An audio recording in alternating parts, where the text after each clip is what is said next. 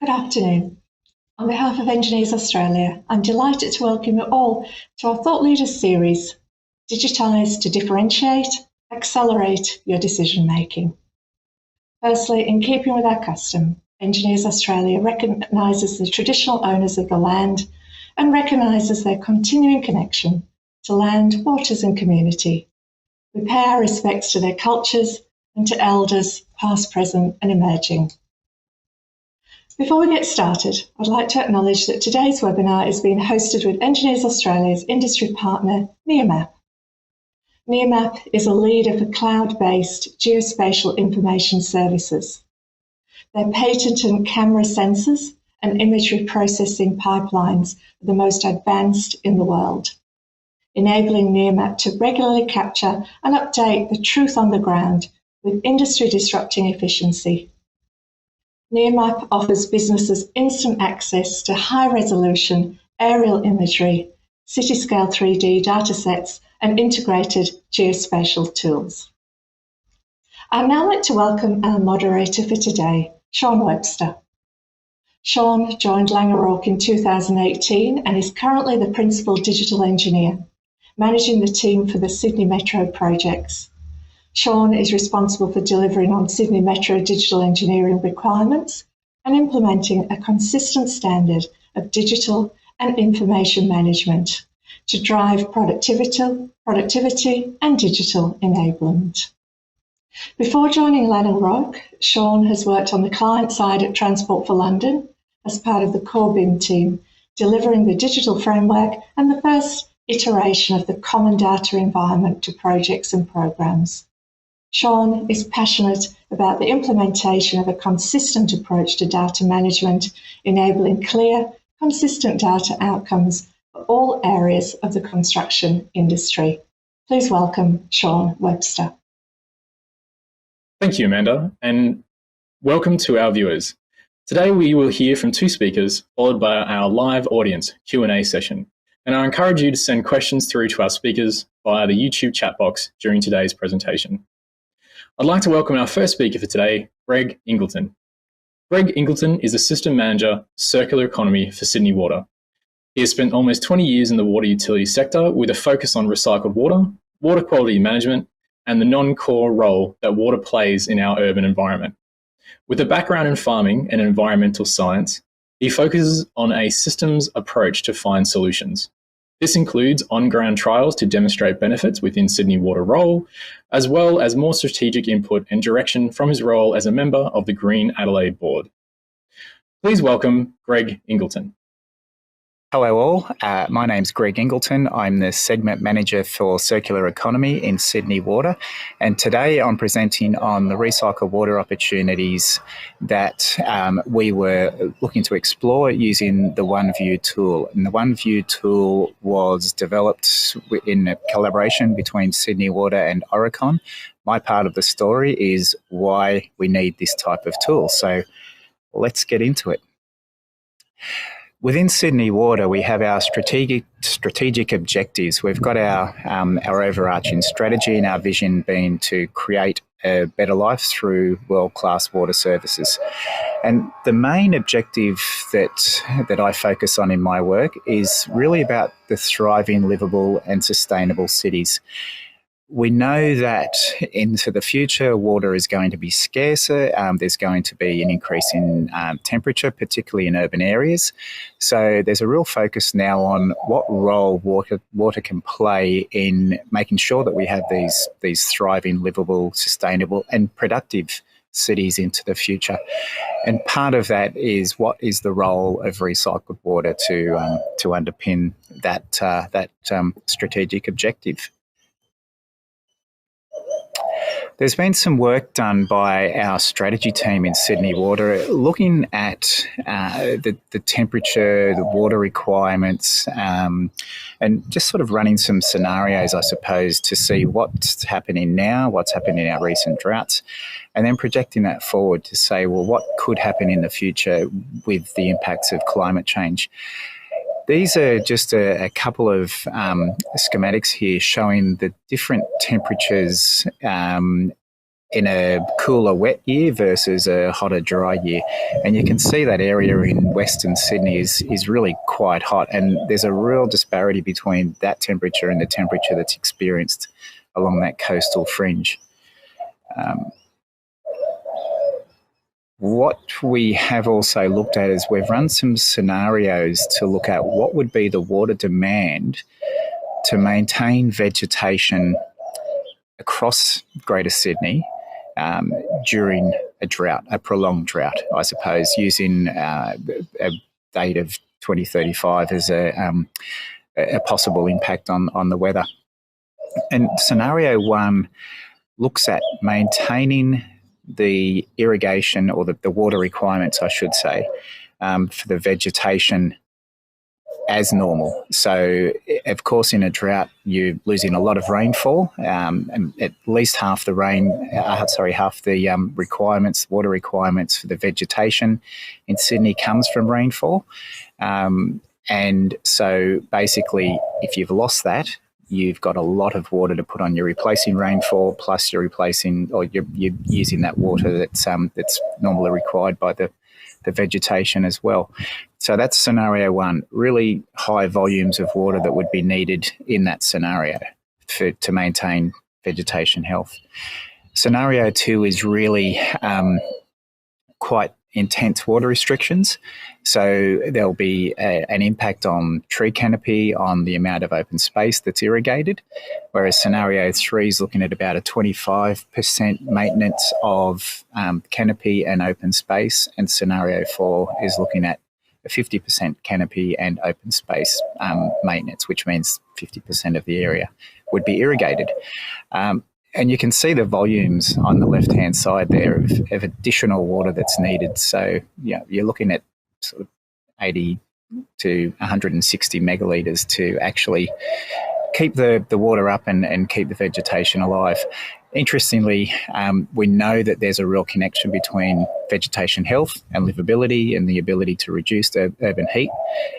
So the one thing that would suffer under scenarios 2, 3 and 4 is the ability to actually reduce that urban heat under these weather conditions.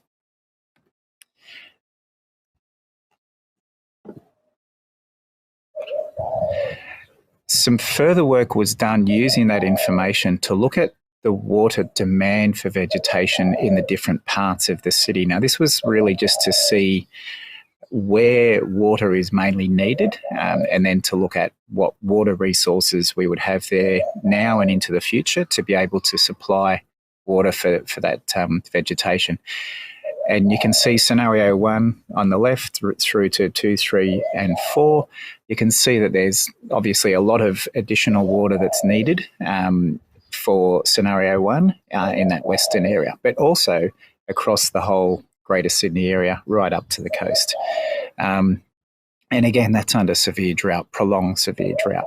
Whereas scenario 2, 3 and 4, there's still water needed. But as I said, with scenario 2, livability and the ability to reduce urban heat is pretty much sidetracked because you're just not irrigating your vegetation to help reduce that temperature. Scenario 3 is a little bit more irrigation, and scenario 4 a little bit more as well. But you really need to be aiming for scenario 1 if you want to maintain vegetation health and that reduction in urban heat.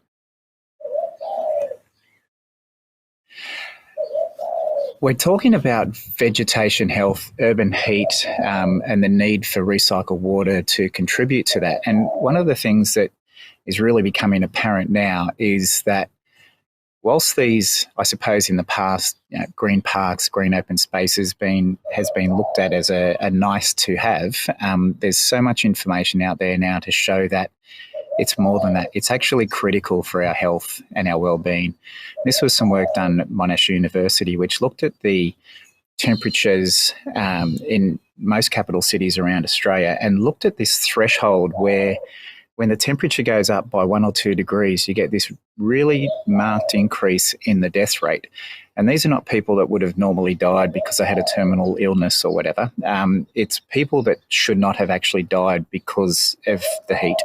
And so you can see there that once you get to that threshold, there's this really steady increase in the death rate, which you only need to move it back a degree or two or three to be able to save those lives. So it's really quite critical when we think about it. It's not just a nice to have anymore. It's actually going to be now and into the future really quite critical for our health. So what we've looked at is private and public open space. There's a lot of focus on greening public open space for community health and wellbeing, and that's right. But we mustn't lose track of the private open space and the contribution that private open space makes to reducing urban heat, making our suburbs more livable, and also making our homes more livable. I'm going to park that side because the private open space is something which is not really in that recycled water realm at the moment.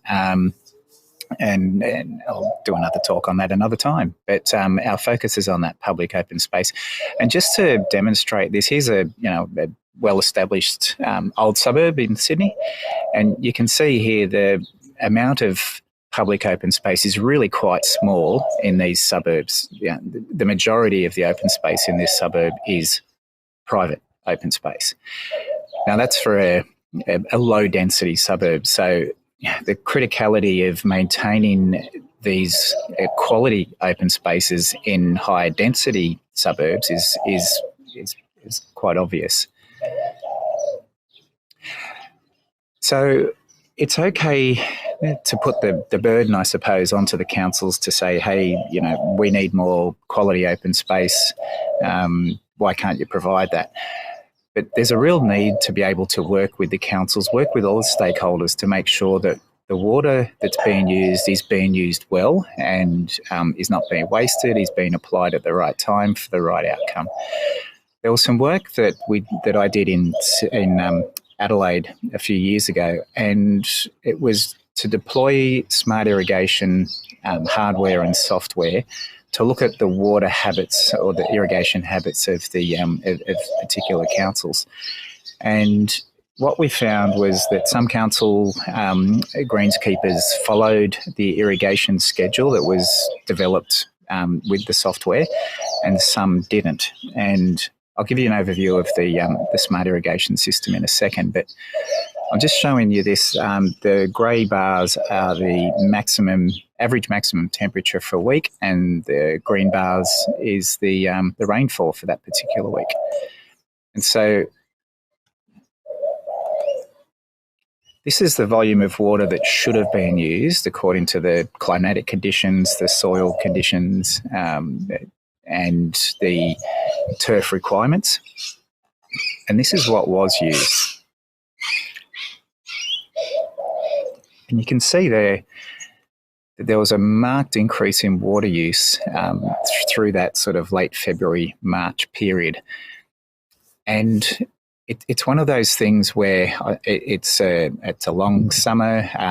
You're not getting much rainfall around that time, so greenskeepers actually put on a little bit too much water, and they actually put on about 30% too much water across these parks, which ended up being about 1.7 gigalitres worth of water just for the councils, if that was extrapolated across all councils in Adelaide, and they were all doing the same thing. That comes up to about 1.7 gigalitres of water, or about 5 gigalitres across the state of South Australia. Now, the interesting thing about this is that you could actually use, in this scenario, the same volume of water but irrigate 30% more open space.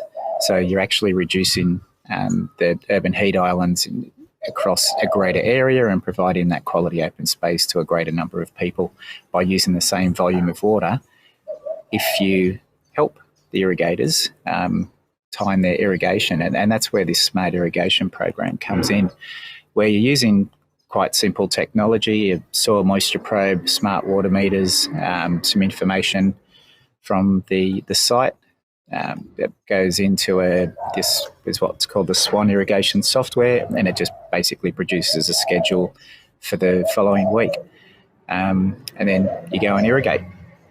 The interesting thing is with it, a lot of the councils are using systems which look at past and present conditions. This looks at past, present and future. So if you've got a rain event coming in the next couple of days, it will identify that. And that's where that 30% saving comes from.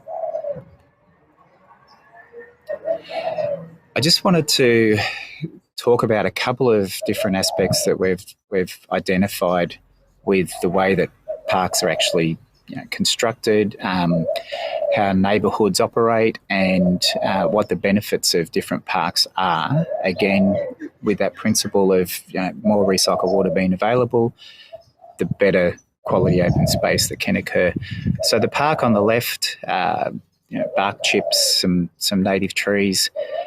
What you'd find if you were standing there on a hot day is that you would be cool if you're in the shade of the tree. As soon as you step away from that shade, you're no longer cool. But the park on the right, no matter where you are in that park, you're going to get some cooling because the vegetation is breathing out cool air. You've got a bit of evaporation going on as well. So you're getting this sort of greater coolness over a wider area.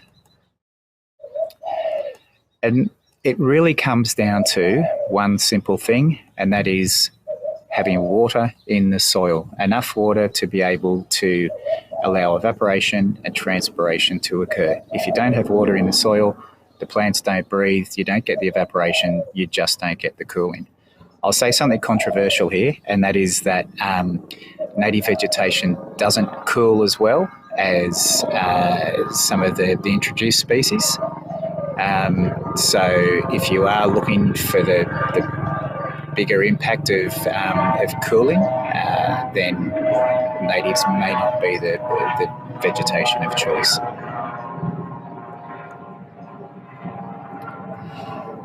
This is some work that was done again in Adelaide to look at trying to demonstrate the benefits of quality green open space. So this was a project we did. We put about 200 odd of these air temperature sensors out in trees around Adelaide and made that publicly available. So anyone could click on their local park and see what the temperature was there. It was live data, and then make an informed choice about where they should be going on a hot day. Should they take the kids to Park A or Park B, get the kids out running around, and again demonstrating just that benefit, I suppose, of cooling with vegetation and irrigation. This is just another view where you can click on it and see what the temperature is and what facilities are available at that particular park. And here's an image that was captured earlier this year. And so this was on a day where it was around about, sorry, there's a helicopter hovering overhead. The temperature at this location was 30 degrees at that time, according to the Bureau of Meteorology. So you can see in this one small area, you've got a temperature at park of 26 degrees, which is this one. It has a bit of a water body near it, some nice irrigation, some nice trees. So, of course, it will be quite cool compared to other sites.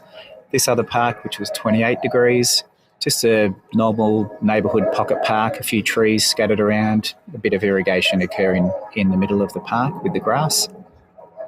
And then this park here, which is 33 degrees, not too far away.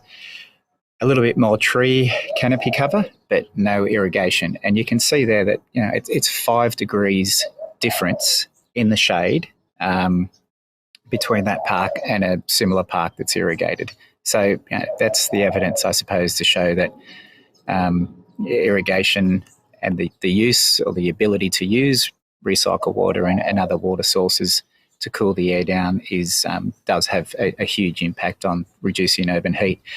And so I'm just sort of posing this question. There's always, in the livability space, there's a lot of comments and questions about your tree canopy cover.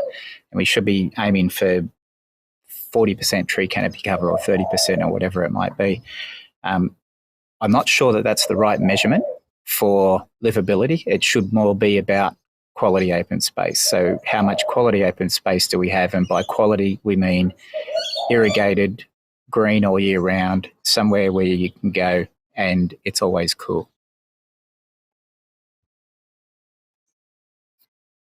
So how do we find these opportunities? Of course, there's lots of opportunities out there to reduce temperatures, to improve open space.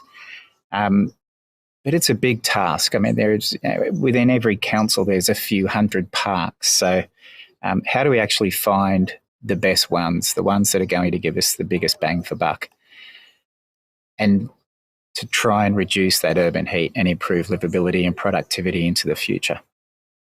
And that's why we started to look at this OneView tool. Now, it was an idea that came out of one of the teams in Sydney Water. They then engaged Oricon to look at the potential, what tools are available. But interestingly, on reflection, when we were looking inward to see what happens with opportunities, we noticed that there were so many different groups that were involved in this space. There were different departments had different levels of intelligence on what was happening in a certain location. So really the tool was designed to try and bring all of that information into one space so that you could then overlay that information to see where the benefits really were. We looked at what the success measures would be, and we had a focus on Western Sydney because that's in my team, that's our main focus area.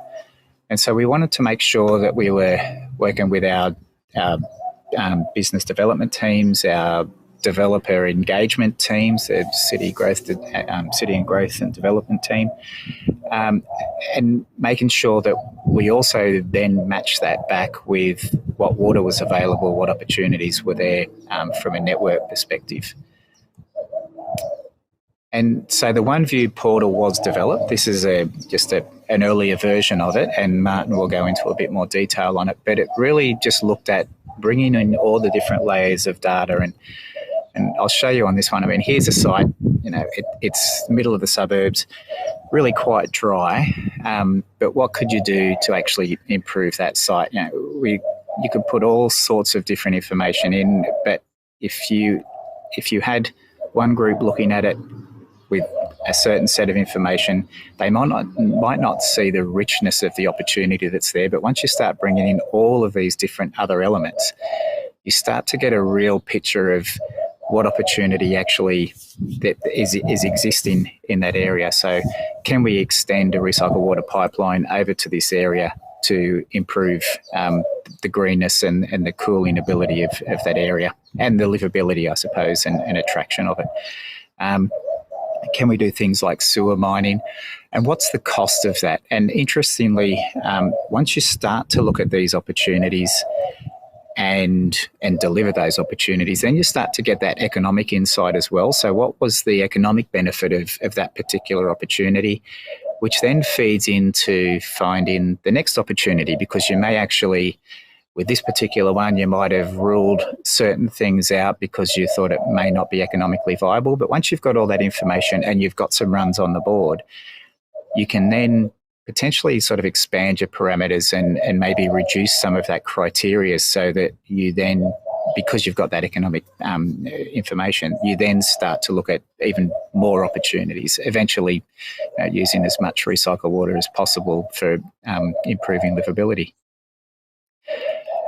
And looking back at the process, we found that at the start there were a lot of different processes in different areas of the business. There are a lot of people that had different information that could be really quite rich in developing opportunities.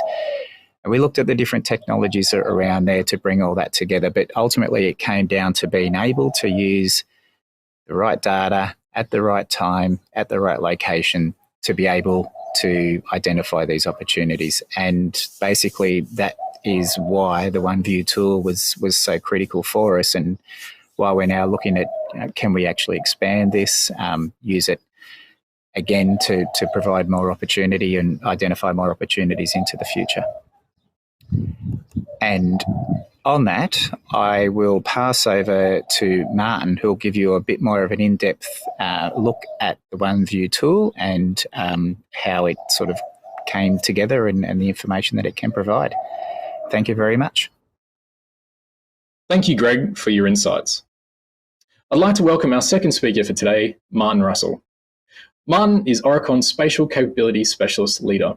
He has been in the GIS industry for 30 years, working with a wide range of clients, all tiers of government, and has delivered some of the country's biggest infrastructure projects. His specific industry expertise and Aurecon's approach to innovation in digitisation will enable him to showcase some of their current digital innovations in this transformation space. Please welcome Martin Russell. Well, thanks for the introduction, and it's a pleasure to be here, and thank you for the invite to speak today. I'm actually going to launch straight into playing a short 2-minute video, and then I'm going to introduce myself after that and the roles that I play within Aurecon and for some of our clients. So let me launch into that. But today I'm certainly going to be putting a GIS lens onto the way we engineer at Aurecon. And so hopefully there's some great value you take away from it today. And so let me launch into this slide.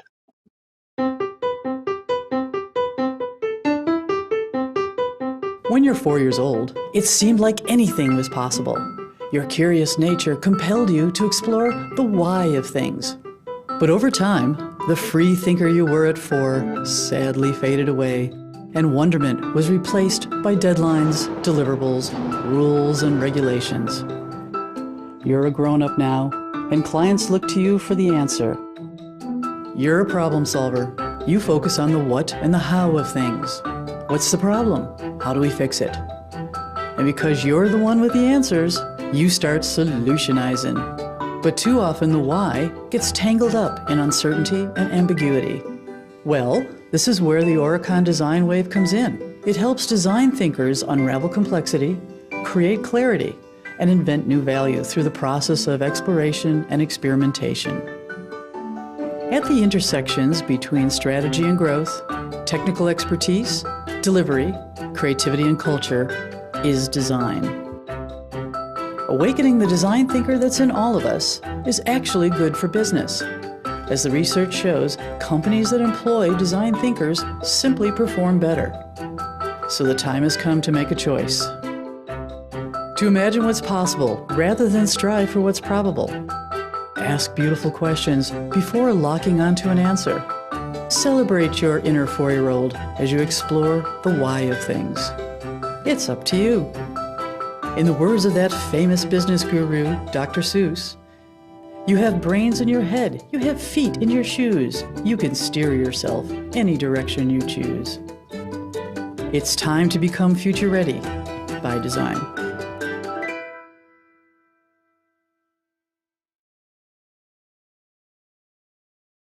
So future ready by design. Today I want to really talk into some of that, what that actually means to be future ready, to be digitally disrupted, to be on a digital journey. But for myself at Aurecon, I'm the spatial capability leader in Aurecon. So I manage the capabilities, 35 dedicated GIS people across ANZ and now into Malaysia. And the capability is really, my task in that is really to unearth new offerings, unearth new IP in the engineering frameworks that we work in. And then I have another role. I've got a few hats actually.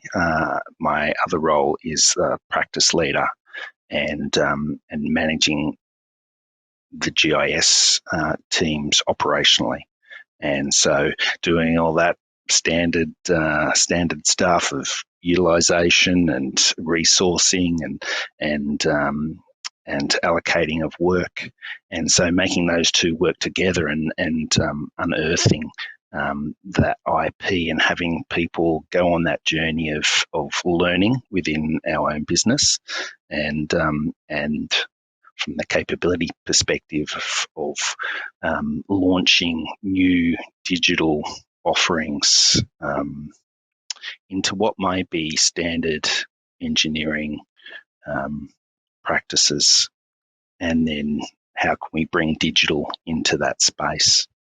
And so I play a lot in that space, wear a couple of other hats. So for Water New South Wales, or Water Infrastructure New South Wales, I'm the infrastructure and systems lead, deploying digital collaboration systems in there. For Sydney Water, you would have just heard from Greg, and so he's on a great journey of securing our water over the next decades, and so we'll be showing some digital initiatives into that space.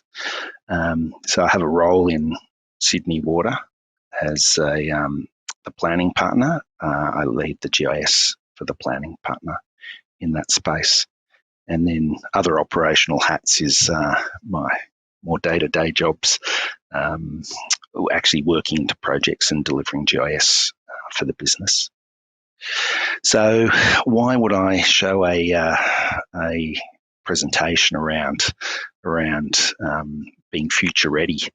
And this next slide will probably give it to you. This beast that we've all been suffering under for the last year. Why be future ready? Digital disruption. It's a forced change. We have seen digital just probably in this last year expand amazingly. Forced change. A forced change to adopting new technologies just so we can literally work. And yet, when we look at our personal lives, we totally live in the digital world. We're totally used to the digital environment. As soon as we wake up in the morning, we've got our smartphone sitting here, and we're attached to it. From our alarms in the morning, looking at the time, emails, calendars, weather, taking photos, looking at social media, listening to music, navigating our car through the streets. We might even use that phone for making a phone call. So we're digitally connected morning to night. Yet in the workspace, it's almost polar opposites. There's almost a resistance to digital change. So we've got to ask the question, why? Is it the frameworks of our organisation? Is it the level of acceptance of digital? Is it the commoditisation approach that we use in business to be able to deliver efficiently? Is it the way we've always done it? So we asked those same questions probably about 6 years ago as a business, and we really reorientated ourselves. So I'm going to talk a little bit about our journey in doing that over this last 6 years.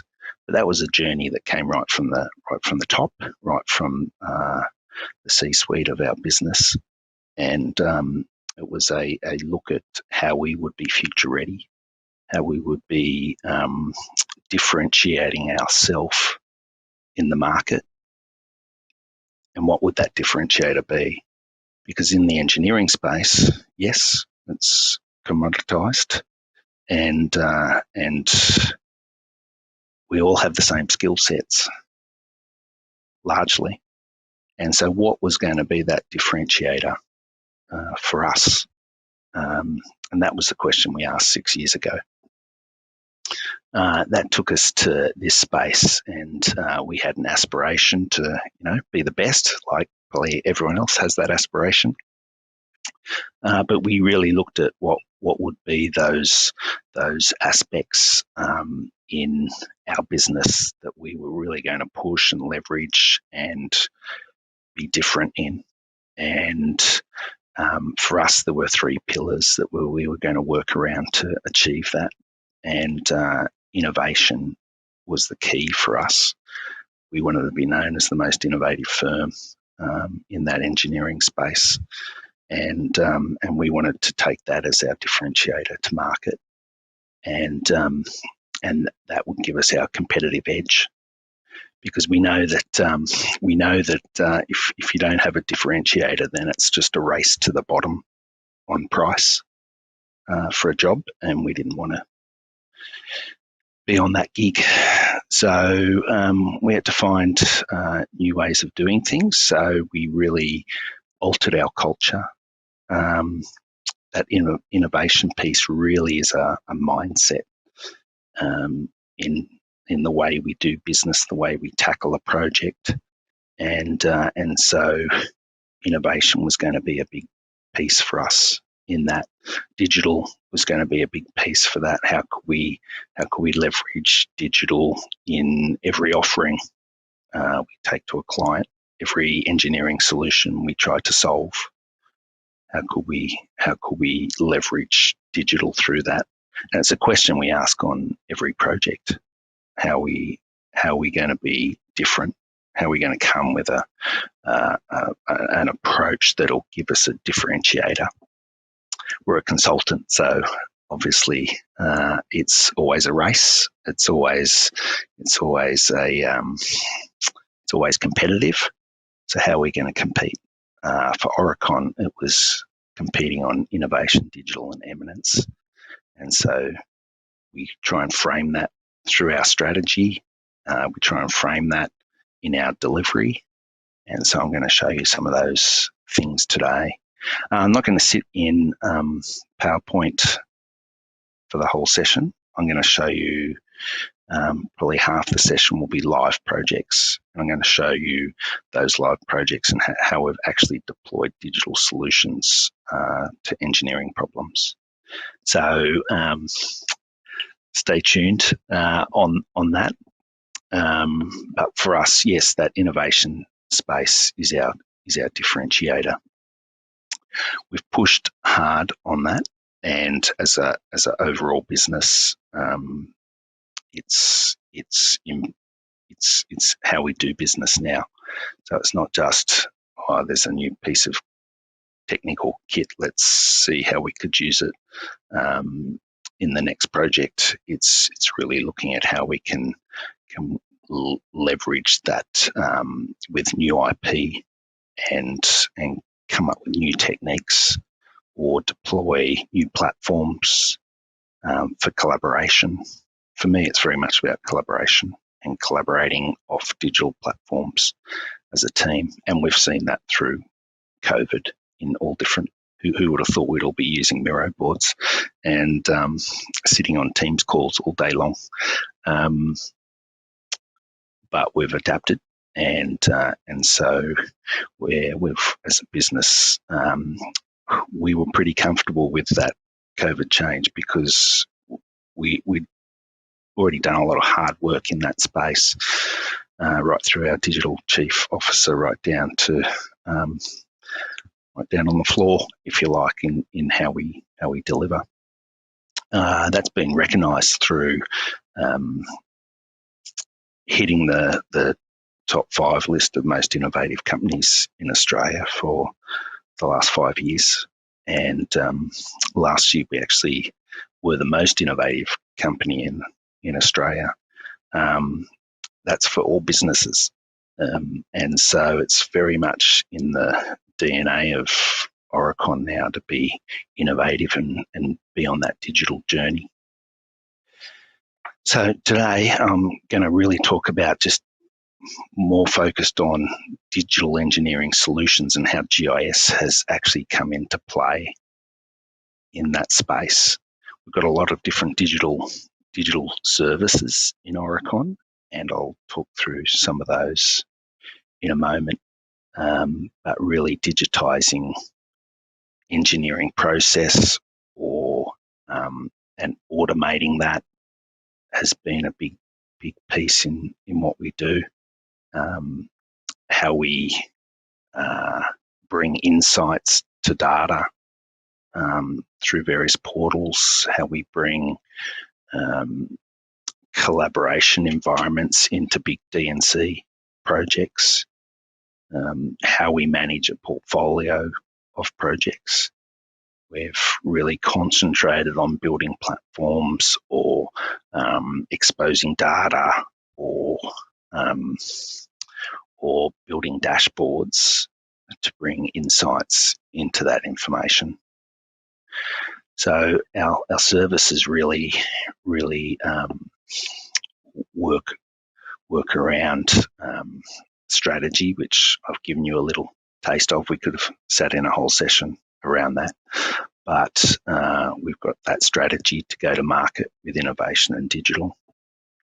We have digital insight teams. We have a dedicated future-ready team of looking at what's next, what's possible. We have a creative tech and visualization team. So a digital company we brought in a few years ago, and they're all about animation and the front end digital platforms. And so how do we all work into that? Digital information, I'm going to focus on the middle column here around digital information management, digital program management or portfolio management, and then planning and delivery and platforms that we use for that planning and delivery space. And then we've got dedicated teams in that computational design, model first environment, and then I sit in this geospatial systems space.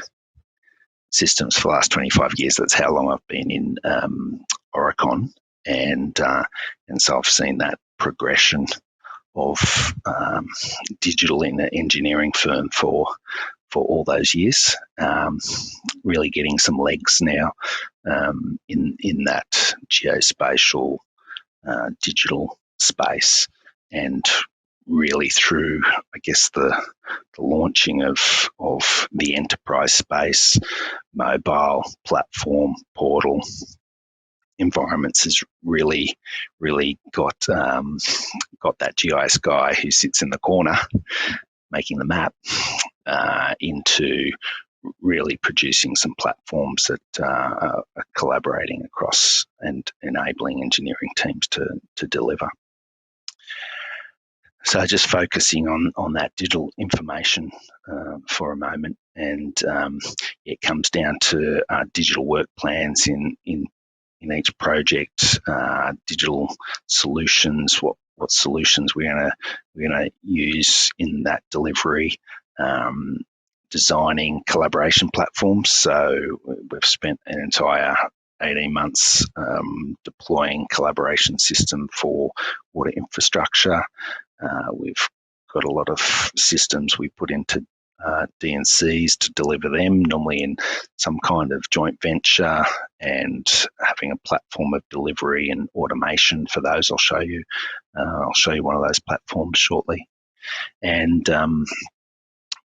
visualization's a big piece. How do we use Revit? How do we use Forge? How do we use Navisworks, etc., for visualization? Or how do I visualize my data in a spatial platform, etc.? And then moving down that central column again, digital program management or portfolio management, we're finding ourselves in much bigger portfolios now than we've seen before, much bigger partnerships. So our Sydney Water partnership is a 7-year partnership. We've got a defence partnership that's a decade long. And so we're finding ourselves in these very long partnerships of portfolio management and delivering hundreds of projects. And how do you manage those? So I'll show you some live sites around that. And then there's actually delivering in single projects that digital model first. It used to all be about CAD and the drawing. Now it's focusing and shifting into the model and the importance of that model first, or that centralized model in that 3D space. And so a big push into that, big push into information management, and standardizing that through work breakdown structures, through naming conventions of information. We're seeing TF&SW out with a digital engineering framework that they've had for quite a few years now, but that's consistently sort of evolving. So we've got set standards and standardized delivery now in those spaces. So how do we actually functionally, operationally make that work? So I'll show some platforms around that. And then that collaborative space, which is probably the key space I've found myself in, is bringing teams into platforms or exposing data to the whole sort of the whole stakeholder environment for a team, whether it's client, whether it's a joint venture or partnership, down through the sub-consultants, etc. So bringing systems into play that bring them into that environment. So geospatial, that's the area I look after. We're gaining a lot of expertise. We've got some very high analytic people we've employed, so we're finding we're delivering a lot in that analytics space, and I'll talk through an example of that, how we've really changed the way we deliver route planning and site suitability assessments. But we deliver a lot in that analytics space, in the web space, in the mobile space, so field capture, and then into that visualization and working across CAD, GIS, etc. models. But it's all about information or data and having that integrated from field to platform, building dashboards and insights into that data sitting on that platform, exposing that data up into a portal for the team to have the full understanding of all constraints, etc., all design, all investigations, etc., and then automating reports at the back end of that, so that then dumping that information back into PDF reports, etc., and automating the framework of those to tick the box on compliance or etc. So just to talk through sort of the expertise areas that we have in this space, it is geospatial solutions in the middle there. There's probably a line there called analysis and mapping, which is probably what that person was doing in GIS 10 years ago, 20 years ago. The rest is how GIS has really evolved in that time. And so very much in that it's advisory space, building platforms, helping clients get a platform of collaboration in their delivery or for their needs. The capture piece is growing all the time, and having Survey 123 forms, so form-based capture, having spatial-based capture. I'll show you a couple of platforms where we do that, and how we actually then dashboard that information up and integrate workflows across that information. And then the geospatial solutions, I spoke about some of the geoanalytics or the multi-criteria assessment work we're doing. There's a lot done in the automation space now. You may have heard of FME. It's basically change any format to any format, but also enables you to build just automated workflows from start to finish, whether it's FME or Python or model builder in Esri. It enables us to leverage all that. And then there's the platforms and the portals. So this is the big space of sharing information, collaborating on information, building dashboards of information. So we're going to get into the live stuff. So let's go. So I'm going to talk through these now and give you a bit of a snapshot of what we're doing here. I'll be taking you through one view. So off the back of Greg's talk there, I hope you got a good feel for the business drivers and the need over that whole recycled water journey. And so my working with Greg and the team was really to build a prototype portal where we'd be able to display that business information into one environment. And so if I was to briefly take you through it, we're pulling in data from all aspects or all available data, if you like, that will support Greg's team and them understanding the drivers and the needs and the opportunities, etc. For the data. But a lot of that means that we need base data. And what's that base data look like? We now stream services through government departments, so OEH, DPI, Spatial Services, EPA, Geoscience Australia. And so all these government services are now exposing their data so that we can consume it live. So no more data requests and pulling data and downloading data and uploading data. We now just stream it in live. So we're streaming in live data there for spatial services, so your suburbs, your local government areas, etc. Then we're pulling in Sydney Water's data, so their infrastructure around stormwater, around sewer, recycled water and water. Then we're pulling in planning layers, heritage layers, etc., land use layers, and soils, vegetation, etc. Then we get to the client data, and so then we're turning on new road developments, etc., like the M12 out of Sydney Orbital, Northern Corridor, North-South rail links, etc. Then we get into the business data, which I won't actually show you, but we then build widgets or functions within that portal. A lot of it's out of the box, so really just leveraging the platform we have.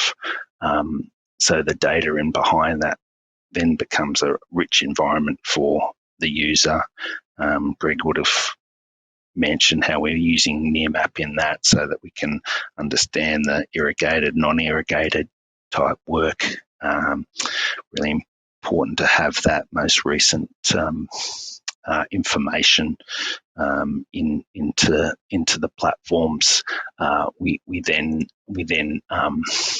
put on statistical analysis in this environment, so I can filter down through suburbs, etc., and on the fly analytics will be done in that environment, and from all the predictive years of the open space gigaliters that would be in that area, and then all the data I can click on anywhere and pull out the base information around that information. So that's how we're working with Greg's team to enable them to help them in their engineering solutions around that recycled water journey. Other things we're doing in that space with Sydney Water, we're doing machine learning at the moment. So using Nearmap to identify dams and the water level of the dams at various years. And so we're literally training the GIS to look at the Nearmap imagery for a certain section. And then for the whole catchment, the machine learning tools will go away and identify the water level in every dam, and then we can do that through the years using the different Nearmap images, and then we're taking that and we're leveraging the 1 metre digital elevation models that are all across the South Creek catchment, and building a hydro network through there so that we then can work out the maximum capacity and the pour points of those farm dams, and then create the subcatchments to those farm dams, because that South Creek area and that Aerotropolis area are going to be developed in such a way that they'll lose the water hold points of all those farm dams. And so there's modelling being done to understand, as that whole Aerotropolis region gets developed, what will be the impacts on water discharge, etc., through that catchment as we lose the farm dams. So there's the engineering solution and required, and there's the GIS approach we've taken into it. We build a lot of collaboration platforms, as I was saying. So this is a platform for water infrastructure. So it's a platform where we hold all data, all documents, and all spatial data. So every project has a spatial portal that you can launch into. Power BI is brought in to show all the business data, and the project controls are leveraged in this job as well. A little bit slow. Everyone must be on the internet. I'll come back to that. Into the project. So this is a portfolio management space, so I can drill down into every project in that portfolio. I can leverage into every application across the portfolio. So in this case, for project controls, we're using Innate. I can go into the dashboards. I can look at the contract modules, etc. Into that, I can go into Signavio. Signavio is a process mapping tool, and so I can launch into the engineering and design space, go into the concept design area, see what the workflow is for that, the swim lanes of approval, etc. And then we actually go and automate that in that space. So I can then drill down into a project or portfolio area, go into the libraries, and all the documents are held there. There's a full work breakdown structure. All the documentation is being auto-named and numbered according to the work breakdown structure. And then in the background, that's SharePoint, leveraging SharePoint to manage the data. I can hold models in there and pull out the models, etc., and they'll display in Forge. And so I'm creating a single environment, collaboration environment in that space. This is HumeLink. So I'll just rattle through a few examples now. We built this for Transgrid. It's a platform for safety. We have mobile forms in play, pre-inspections in the go. All information is live So live from field capture onto the platform, and dashboarding up the progress of all the surveys that are currently in play at the moment. So we're dashboarding what lots have been done for the month, etc. All the mobile data that is captured in the forms from the iPads, iPhones, etc. I can drill down and I can actually see live people in the field, and I can see where they're at currently. So we're using a Esri product to do that. So let's see who's in the field. Someone's driving along, knows they're in the car, and we're tracking them for their safety as they do their field surveys, etc. What time is it? It's probably reasonably early, still in the morning, and so the trackers searching them and working with them, and as they load their data, it comes to the platform. Here's another platform where we do field capture to platform to dashboard, and so I can filter through all the investigations. Every investigation is captured with the unified information. Photos are attached to it, etc. So that's coming from field to platform. Then we have automated apps in the background, automating that into PDFs, etc. Here's another dashboard, or this one might not be working because it's actually live. So it's live from the site, and it's an IoT platform. So this is a platform. Oh yeah, here we go. This is a platform for using a noise monitor on site, and so noise and dust. And so we've got that at a construction site. It goes through and looks at the different variances in noise. When the sensor records something over a certain decibel, it will go and take a photo of it, send it to the platform. And so you're building up a platform for noise and dust, etc. in that environment. And coming up to the last couple, it's taking that data and then visualizing it further. So then taking it into digital reports, so digital EISs, story maps, etc. And then the last one is the community inputs onto that platform.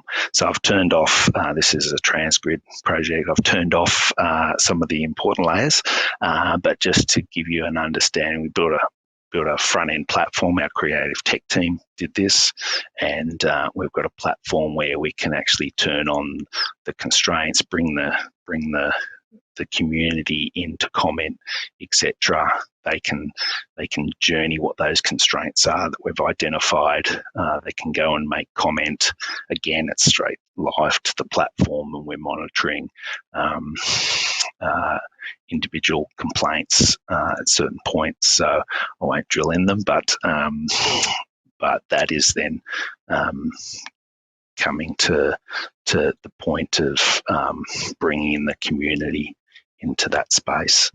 And so that's really where I wanted to leave you today, and just with a taster of how we're using GIS and how we're actually functionally using it through projects. And I hope some of those live demos gave you a little bit of an idea of how we're taking digital and innovation into every project, and how we're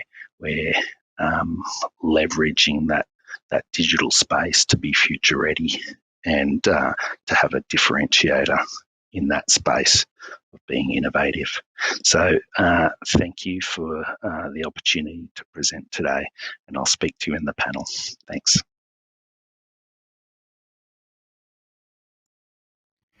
Excellent. So we've had some great presentations today, and now our speakers will now come together to take the questions that you've been posting in the chat, and also the questions you've posed before. So if you'd like to submit a question, please do so via the chat box because it's going to remain open.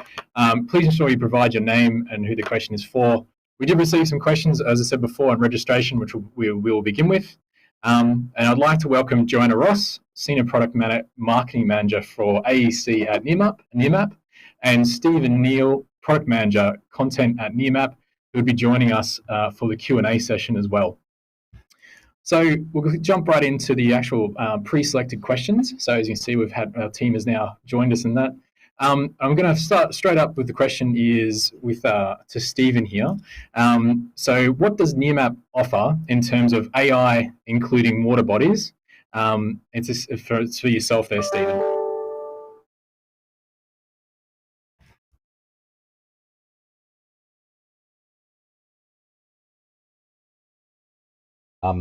Pulling together a few different comments here. So I saw in the chat there were some people talking about policy making, and in order to inform policy making, you need to have some sort of baseline information. And you heard Martin talk about being future ready. So in order to be sort of future ready, you want to be able to model, you want to be able to simulate things. If we take the example of Greg with his water infiltration, canopy cover, and how that can influence urban heat, well, Nearmap AI can inform many of those surface layers. So we use the technology of AI to describe many features that you can see in our imagery. We have the built features, things like building footprints, solar panels, swimming pools, but then we also have things that are natural. And so the relevant ones for me, and the ones that are really relevant to this discussion, are vegetation. So we can describe canopied vegetation. We can also describe surface vegetation as well, like lawn, grass, or natural soft layers. Now, you can use that information to model and simulate, and I think that's really the beginning of many of these digital processes that are being discussed today.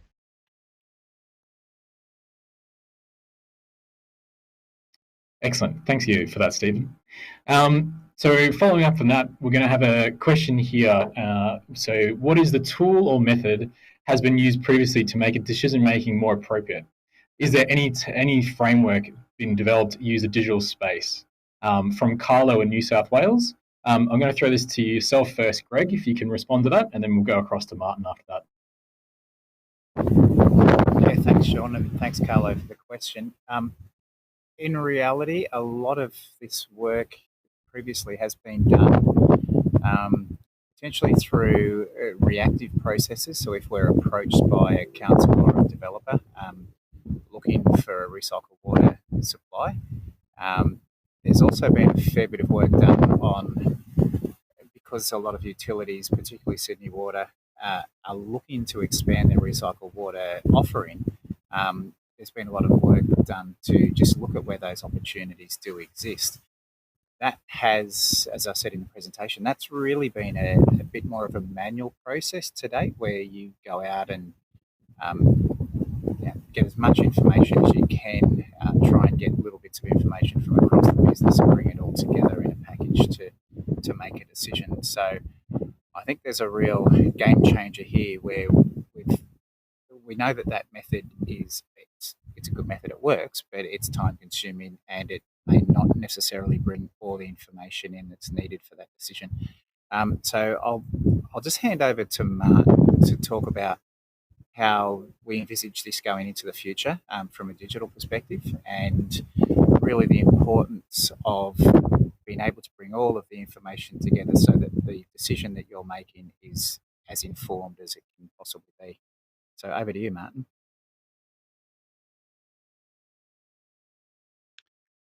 Yeah, thanks, Greg. Sorry, my internet connection's not doing so well at the moment. For us at Oricon, there's been a lot done in the thought leadership space, and so I'll share into the follow-up chats just a couple of pages out of our website, which will be available to everyone the digital futures insight space. So a lot of key insights. We've done research and produced key reports around sort of issues, opportunities in what digitisation sort of creates. So we've got a 3 report series around that, the digital landscape, and it gives an understanding of the current and changing digital landscape that we're in.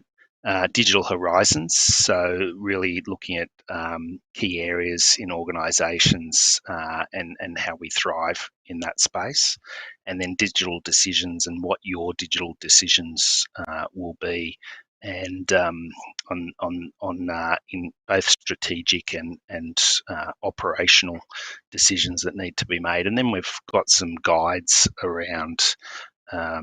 We've looked at technology. We call it technology vectors, if you like. So we've looked at 120 key technologies across architecture, engineering, construction industries, and we've looked at their maturity and the scale which it's been applied. So we've done some work around that, and then more around the zero marginal cost and the ability to use digital to reduce cost, to increase profit, etc.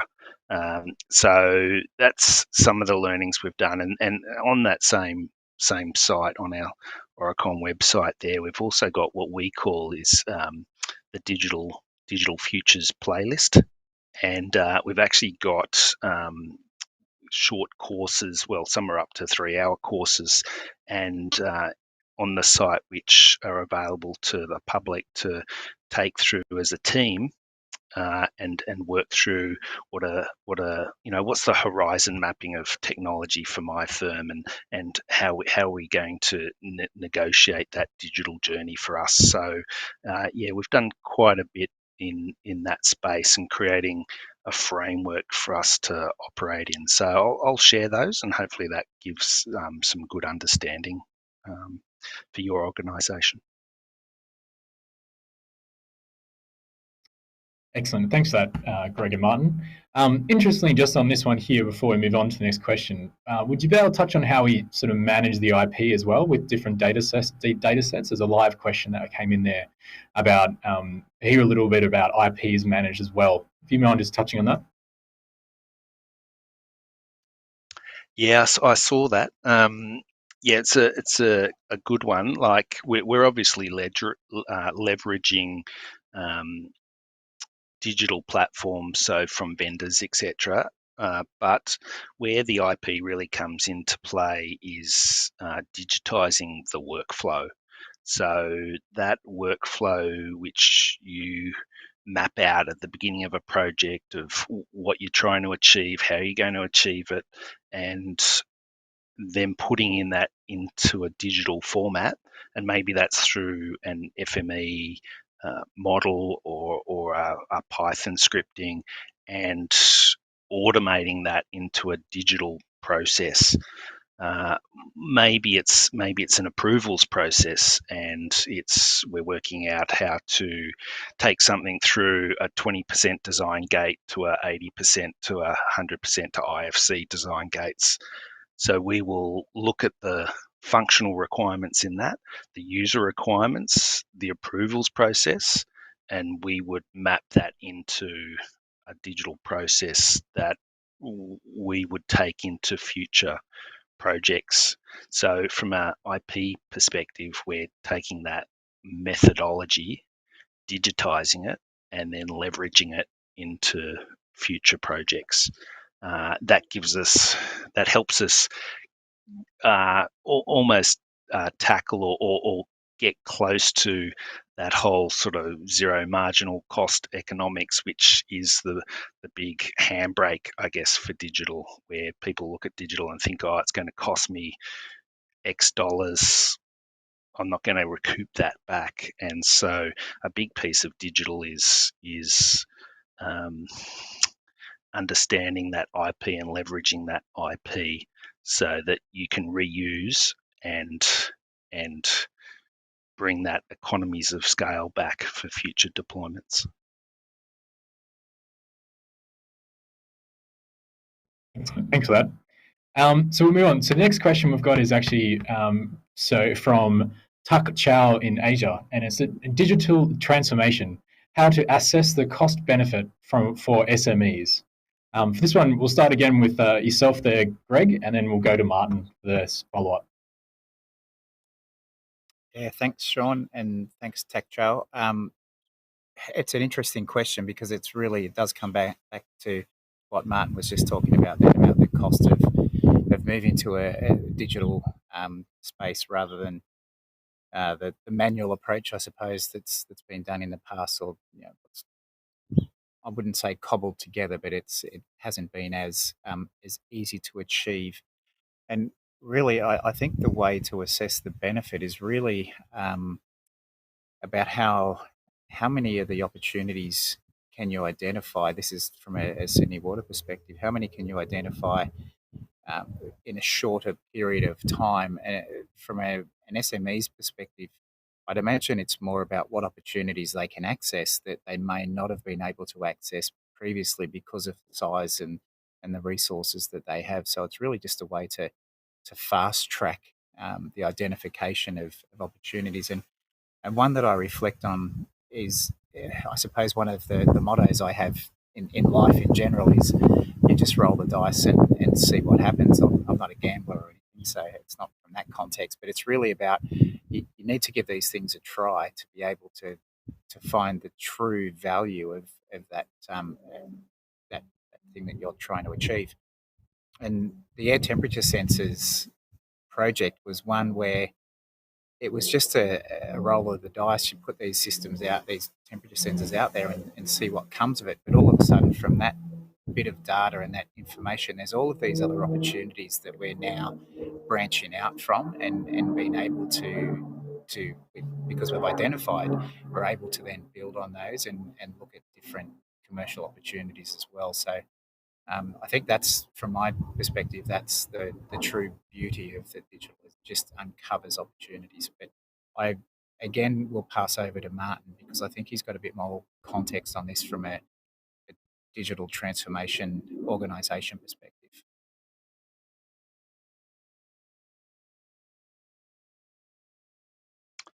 Thanks, Greg. Yeah, for me, it's about reusability or repeatability.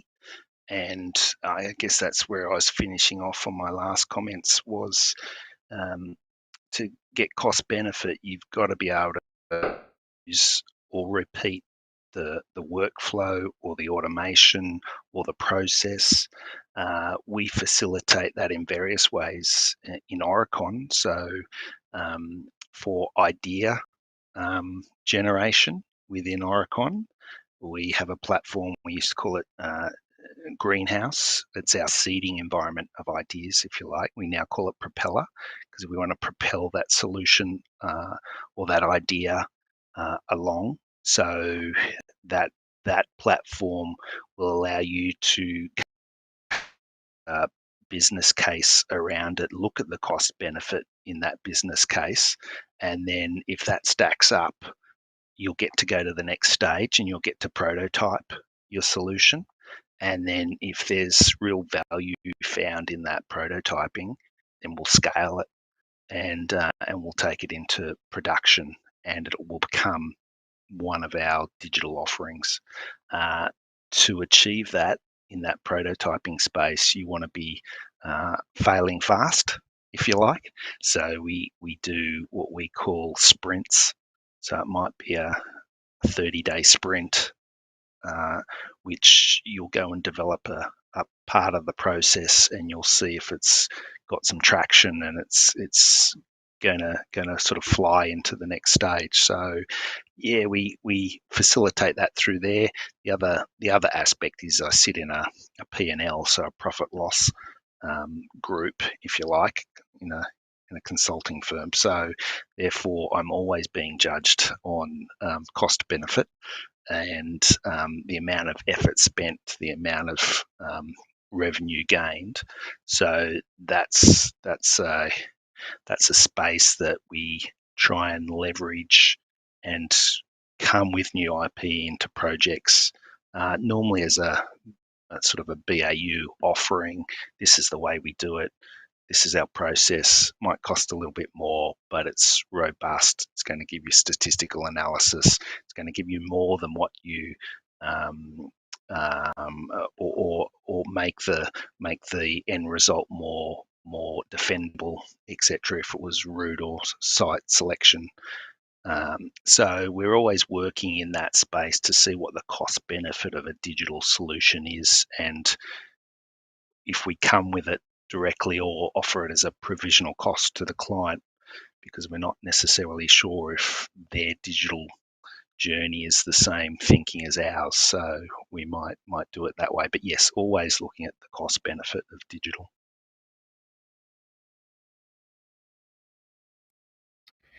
Excellent. Thank you for that, the response on that one there.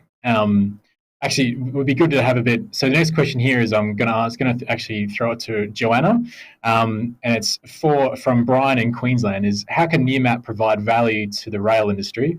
And it'd be good to sort of hear a bit about the previous one as well, is about the transformation, and so that sort of stuff with that question here, Joanna, if that's possible.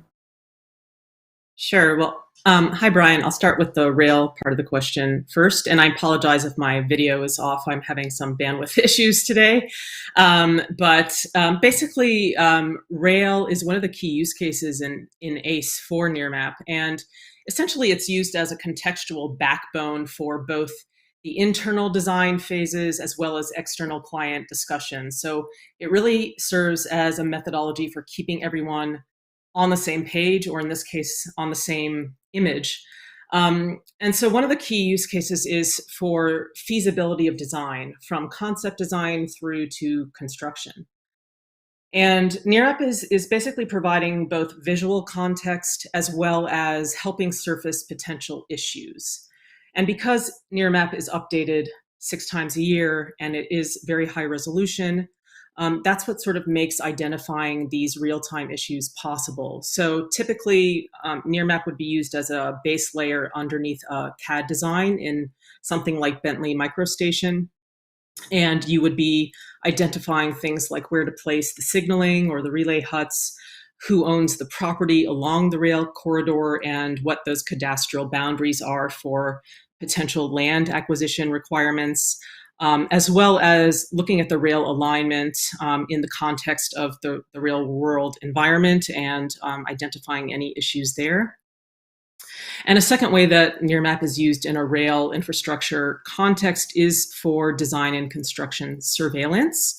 So essentially tracking project milestones and looking at what's on the site at any particular given time, and does that match up with what the contract says and what's supposed to be happening. So what equipment is on site? Is the waste being disposed of properly? Have the struts been put in place? And sort of keeping track of that as a way to keep the client up to date about the activity on the project site.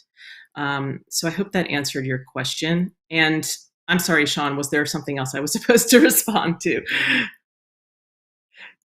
That's fine. Actually, I'll tie it into one of the live questions actually there, Joanna. So, Cool. And probably yourself, Martin, too, to get a little bit of a feedback on actually how well does GIS currently interface across CAD, Navisworks, and some other similar platforms. So, Joanna, it would be good to hear from yourself from the Nearmap point of view. And then, Martin, if you can sort of talk around how you've done a lot of work and so obviously internally reviewing different software packages. So it'd be good to understand how that works as well. Yeah, I might ask Stephen to pop in as well. But basically, Nearmap integrates with a variety of GIS and CAD platforms for design and modeling. It integrates with the Autodesk suite, Bentley, and Esri, a suite of software platforms. Stephen, do you have anything else to add? Yeah, I might just add there that, interoperability is a challenge, and especially in the GIS and the CAD world, where there are a lot of proprietary formats, it is definitely a challenge. Where there are open data and data standards, it's very helpful for people to share data and utilize those different formats and different applications. But I would say that it is a challenge, and it really just depends on what sort of data people are using. For example, 2D data has become very open and very shareable in its formats these days. However, 3D data is still very proprietary, so it's a lot more difficult to share. There are sort of some standards coming out now which are more openly shared, but I'd say it's something that the industry needs to work on if we want to be more open and we want to be able to share data more often.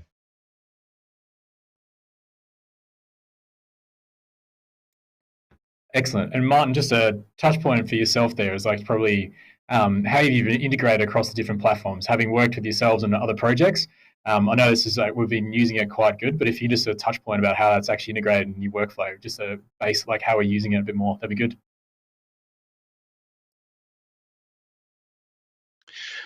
Yeah, thanks, Sean. Yeah, so certainly that's a big piece for us in an engineering firm. Working across data, you really, there's fit for purpose tools. So, if you're looking at a building size 3D design, you're looking at a Revit platform. If you're looking at more of a site specific, maybe a bit broader than the building, then you might be into Navisworks. If you're looking at a precinct area, then you're probably going to be using a GIS web scene that integrates that Navisworks model and integrates that Revit model into a broader web scene and displayed through a spatial portal. There's some new tech coming out. There was a relationship built between Esri and all a few years ago, and we're going to see GeoBIM come to the fore. We're testing it now, actually, and looking at how we can leverage that moving forward for that integration. But yes, there's from the vendor space that is something that is getting addressed, because there is some disconnect through it at the moment, but certainly the vendors getting together like that from the CAD side and the GIS side will see a lot more integration in that space. Plus, we also see it through delivery in the digital framework as well. So leveraging the different applications and what they can deliver and getting it into one environment.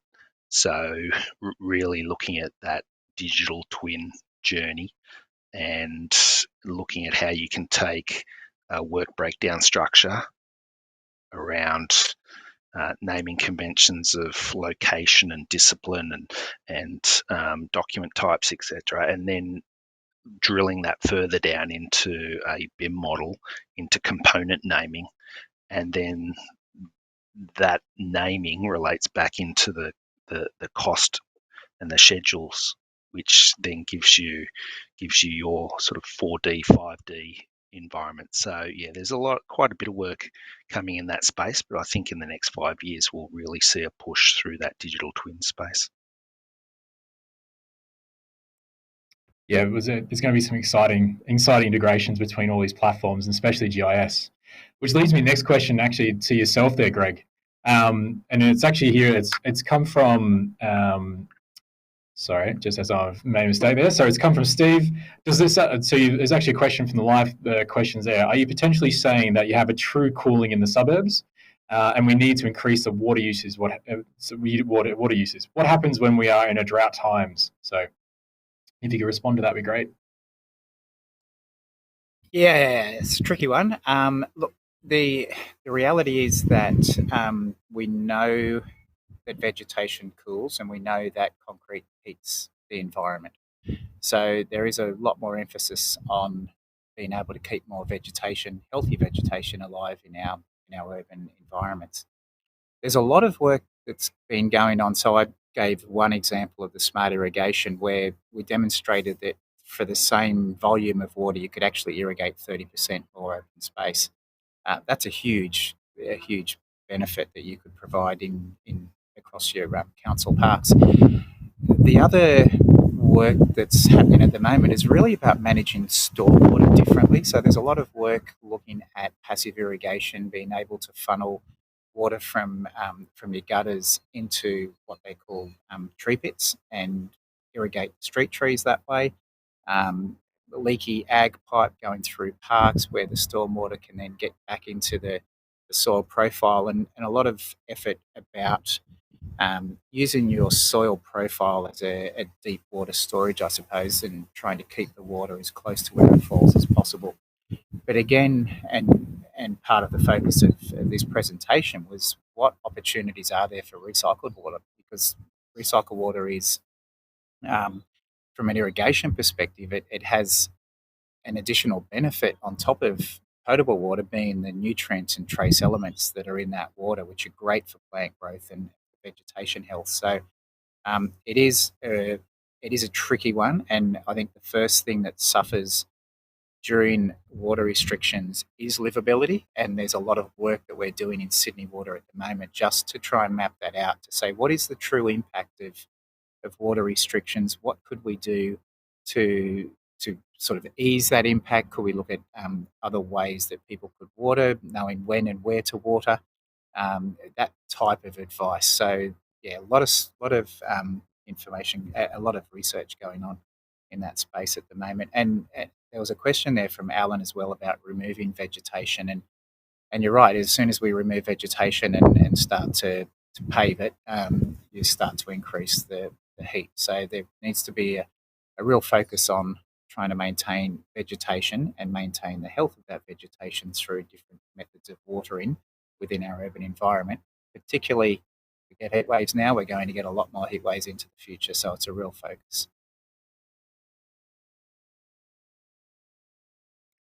Perfect. And actually, just a follow-up question just there, Greg, as well. There's a question that's also come in from the live one there around the current situation around the GP, the 20 and the sort of stuff of that. Have you been involved in any of that sort of stuff at the moment? Or is there anything that's sort of been discussed with yourself around that? Sorry, with the GP20? Yes. I'm just trying to, I thought there was a question about that, or maybe it's my question of, sorry, the net zero, sorry. Do you have any program towards net zero? Is there any sort of engaging this? Okay. Sorry. Absolutely. I'll just give one quick example, and that's a follow-on from the question that we just answered, and that is that the more vegetation you have in the environment and the healthier that vegetation is, the more it can sequester carbon. And so there's a lot of work that we're doing now on not just that, but also being able to reduce the energy usage in the urban environment through having cooler urban areas. So it's only part of the whole conversation about carbon sequestration and trying to get to our net zero targets. But it is a fairly important component, because not only do you improve livability, improve people's health, mental and physical health, improve the amenity, but you're also dropping that air temperature, reducing the energy use, and providing a carbon capture mechanism as well. So I think that's the most important thing with all of these investigations, is you've got to look at all of the benefits that you can actually achieve from one type of intervention. So whilst I'm not directly involved with the project to get to net zero, some of the work that I'm doing and we're doing as a team will definitely contribute to that, from not just from Sydney Water's perspective, but from a whole of society's perspective as well. Excellent. Thank you very much for that. Well, I would like to say thanks to the presenters today. So it's been great. So that's all the time we have for today. Please join me once again in thanking Greg Ingleton, Martin Russell, Joanna Ross, and Stephen Nail for the time and their insights shared in today's session. I'd like to thank Engineers Australia and their industry partner Nearmap for making this webinar possible. Additionally, would appreciate your feedback on the program today to help us improve and plan future sessions. So please complete the short feedback form, which will be linked in the description box below. And I just want to say thank you again for joining us, and we really hope to see you at our next webinar.